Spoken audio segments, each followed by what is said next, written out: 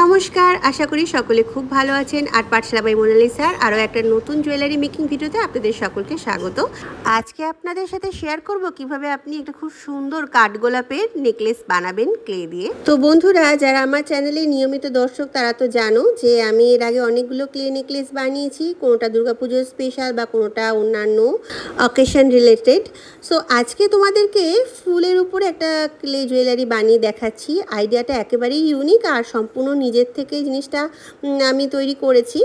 So আমার বাড়িতে একটা এরকম পাহাড়ি পাতা ছিল, তো আমি হঠাৎ করে ভাবছিলাম যে এরকম পাতাটাকে যদি ছাপ দিয়ে কিছু একটা করা যায়, কারণ আমি সবসময় ইউনিক টাইপের জিনিস বানাতে বেশি পছন্দ করি। তো আমার মাথায় আসলো যে এটার একটা ছাপ নিয়ে প্রথমে পাতার শেপের একটা কিছু তৈরি করব, তারপর এটার উপরে ফুল জাতীয় কিছু বানাবো। কারণ আমাকে অনেক বন্ধুরা কমেন্ট করেছিলেন যে দিদিভাই তুমি ফুলের উপরে কিছু নেকলেস বানাও। তো এটা একটা গ্রিন কালারের শাড়ি আমি দিয়ে তোমাদেরকে দেখিয়েছি পরে। তো এটা তোমরা যে কোনো কালারের ইয়েলো বা লাইট কালারের শাড়ির সাথে পরলে খুব সুন্দর লাগবে।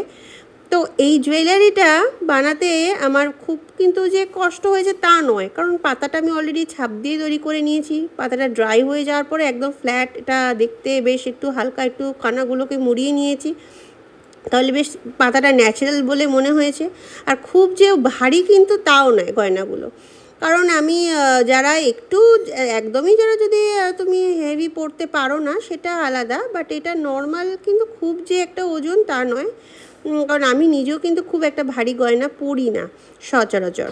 সো আমি এখানে কাঠগোলাপ ফুল বানাচ্ছি আজকে। তো আমার ইচ্ছা খুব তাড়াতাড়ি আমি অন্যান্য নানা ধরনের ফুলেরও বানাবো। আর সামনেই লক্ষ্মী পুজো আর কালী পুজো আসছে, তো সেটা মাথায় রেখেও আমি একটা জুয়েলারি আমি রিসেন্ট বানাতে চলেছি।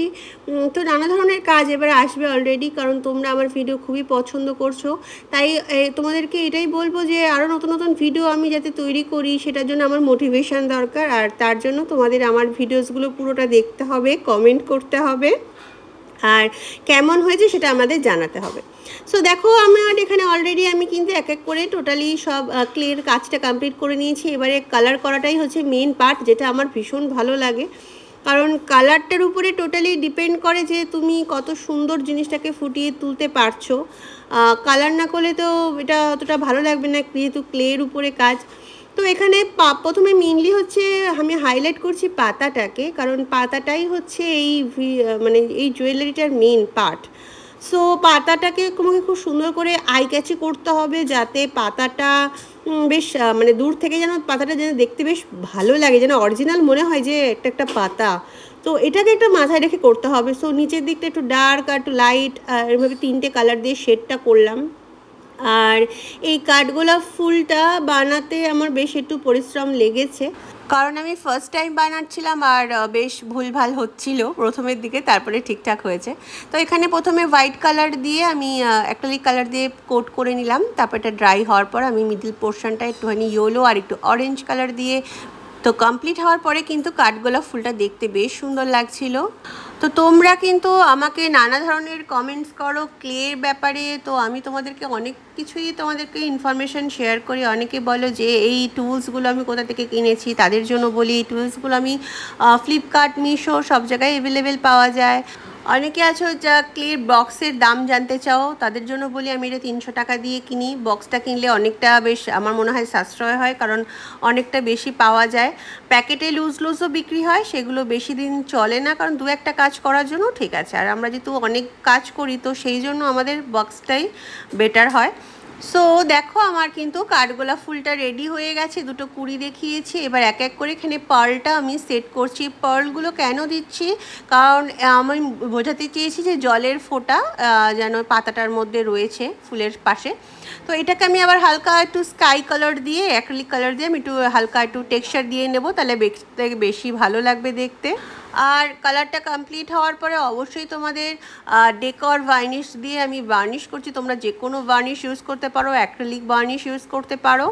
এটা সবথেকে সস্তা, আর এটার প্রাইস আমি বলে রাখি, আমার 200 টাকার মতো পড়েছিল। আমি এটা ফ্লিপকার্ট থেকে নিয়েছিলাম। তোমরা ফ্লিপকার্টে গিয়ে ভার্নিশ বলে সার্চ করলে পেয়ে যাবে, বা যে কোনো তোমরা শপে কিন্তু ভার্নিশ অ্যাভেলেবেল পেয়ে যাবে। আর যারা আমরা প্রতিনিয়ত দর্শক তারা আমাকে বলে যে দিদি আমাদের নাম নাও, আমাদের নাম নাও। তো তোমাদের নাম আমি আলাদা করে একটা ভিডিও আমি তোমাদের বানাবো, সেখানে আমি সবার কমেন্টসগুলো শো করব, আর অবশ্যই তাদের তোমাদের নাম রাখবো আমি সেখানে। কাজের ভিডিওর মধ্যে আমি এগুলো বলতে চাই না, কারণ তাহলে তোমাদের কাজ সংক্রান্ত ব্যাপারটা তোমাদের সাথে শেয়ার করতে পারবো না। তো দেখো এখানে আমি ব্যাগ দড়ি বানিয়েছি আর কিছু থ্রেড বলস বানিয়েছি। ব্যাগ দড়ি আর থ্রেড বলসের ভিডিও কিন্তু অলরেডি আমার চ্যানেলে আপলোড করে রেখেছি, তোমরা প্লিজ একটু দেখে নাও, চেক করে নেবে, দেখতে পাবে খুব রিসেন্ট ভিডিওতে আপলোড করা রয়েছে। তো এক এক করে এই কালারিং থ্রেড বলসগুলো আমি এখানে থ্রেডের মধ্যে ইনসার্ট করে নিচ্ছি। এই জন্য আমি একটা লাইলনের সুতো ব্যবহার করেছি, যাতে আমার এটা মানে এই কালারগুলোকে বলসগুলো ভিতরে নিয়ে যেতে সুবিধা হয় দড়ির মধ্যে। তো তোমরা দেখতেই পাচ্ছ পাতার ফুলের কালারটাকে মাথায় রেখে আমি অ্যাডজাস্ট করেছি কালার থ্রেড বলসের। তো এইভাবে আমি এখানে এটাকে ইনসার্ট করে নিয়ে একটা সুতো দিয়ে বেঁধে নিয়েছি, তারপরে বলটাকে এভাবে ঢুকিয়ে নিয়েছি। আর এক সাইড তো এমনিতেই ওটা বেশ হয়ে গেছিলো। সো বন্ধুরা, যদি তোমাদের আজকে ভিডিও ভালো লেগে থাকে, যদি শেষ পর্যন্ত দেখো, তাহলে অবশ্যই একটা কমেন্ট করে জানিও। আর ভালো লাগলে লাইক করতে ভুলো না, একটা শেয়ার করে দিও। চ্যানেলে নতুন আসলে সাবস্ক্রাইব করে নিও। খুব ভালো থেকো, টাটা, আবার দেখা হবে।